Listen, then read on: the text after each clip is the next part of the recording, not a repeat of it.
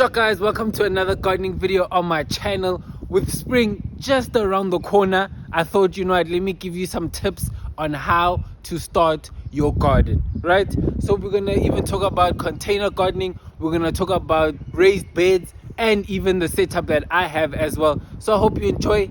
Let's do what I gotta do. So the first tip, and I think the most important tip, is decide what to grow. You should grow what you eat in your home, right? I remember I grew kale and it grows really well, grows really fast, and the problem with that was that no one was actually eating it. So basically we would just now have it in the compost pile and it would just go to waste. So grow things that you eat in your house, right?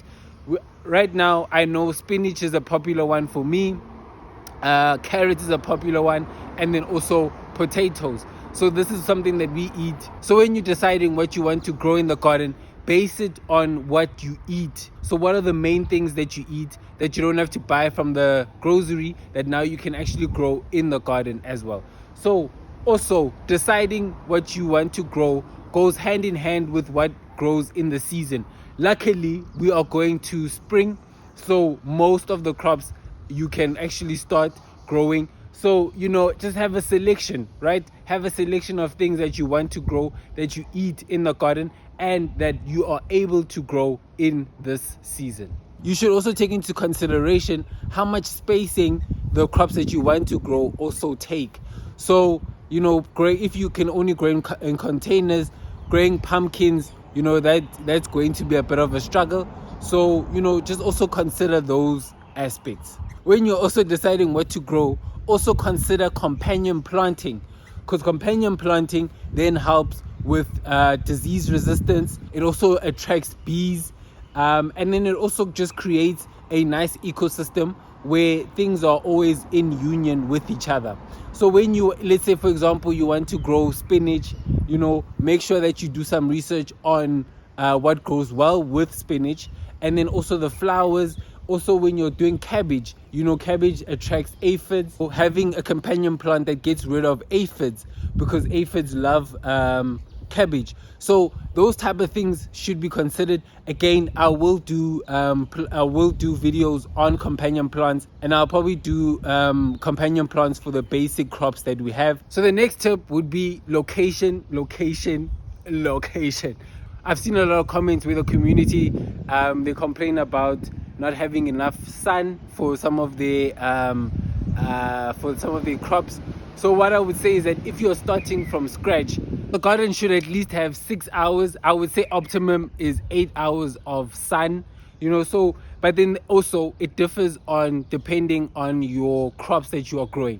You know, like lettuce doesn't like too much sun, tomatoes like a lot of sun. So it just depends on what you are growing. So make sure that when you're picking what you are growing, make sure that you have them placed in the right spots, right?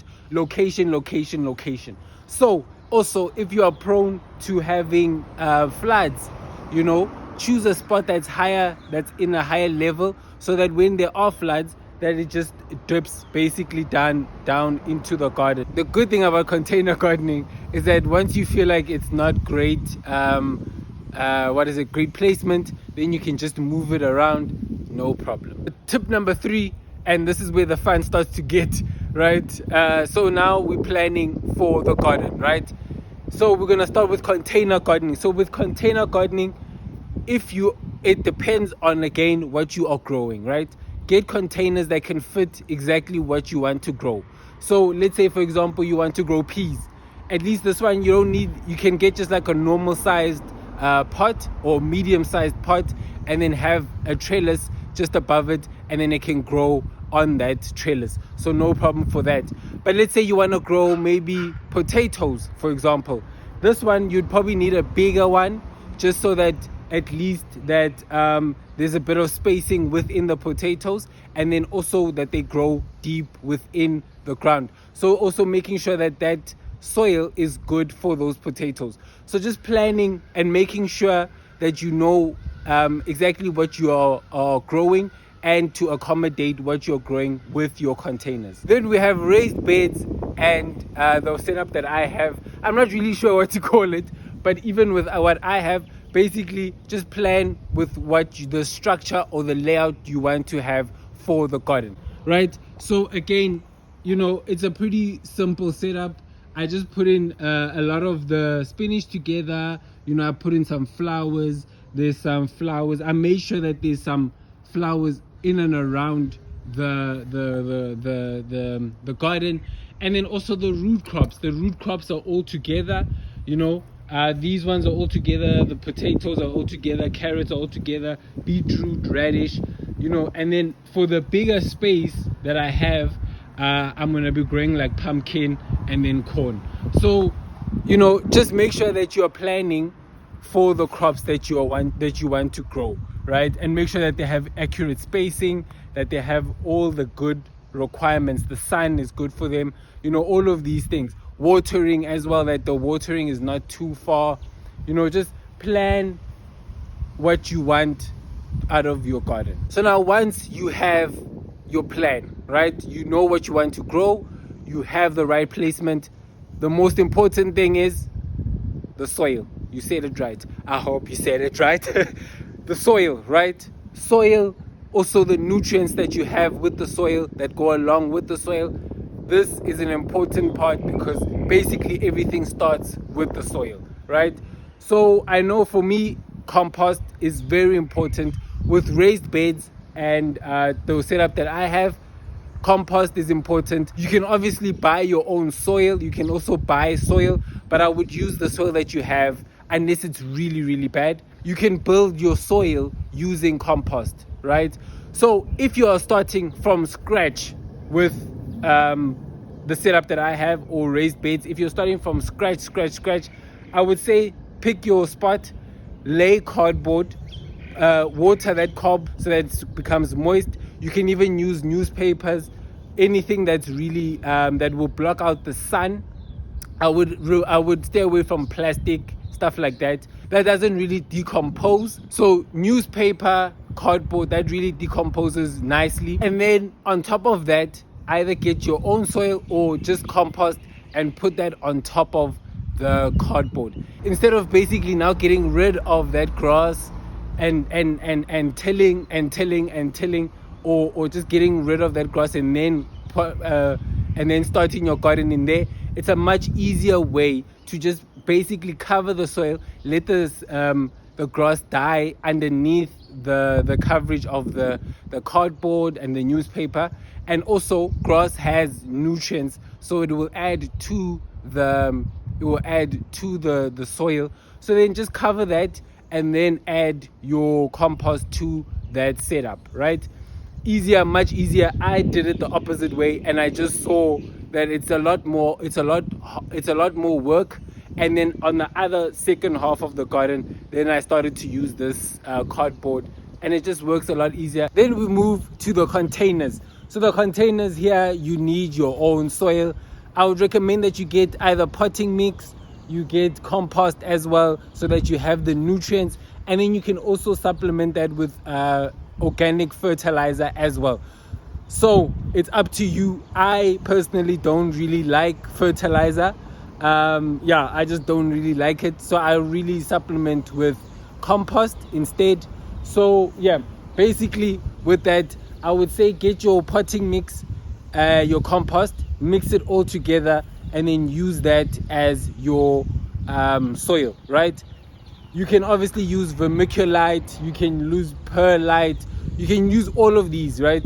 But I would prefer just to use the two, just to not make it too complicated. And then once you see that the soil is also going a bit low, because it will do that over time, it will degrade basically, I would say just supplement that with compost. So just keep putting compost on top of that. If you also feel that your plants are not getting enough nutrients and they look a bit dull, then you can try your fertilizer, and you can also try using more of your compost. Then now it's time to decide whether you can start from seed or you need to transplant your crops, right? So this can happen. This just also depends on where you stay and also the season that the crops grow in, right? So obviously my monthly crops to grow, that will help. So I'll keep posting those ones so that you know which ones you can transplant and which ones you can start from seed. However, people also, they enjoy transplanting more than they like starting from seed, and others like to start seed more than they like to transplant. For example, for me, I like to start from seed. I don't really enjoy transplanting. So it has to depend on what you like and also what your crops like as well. So that's one tip, just deciding which one you prefer, and then you can go from there.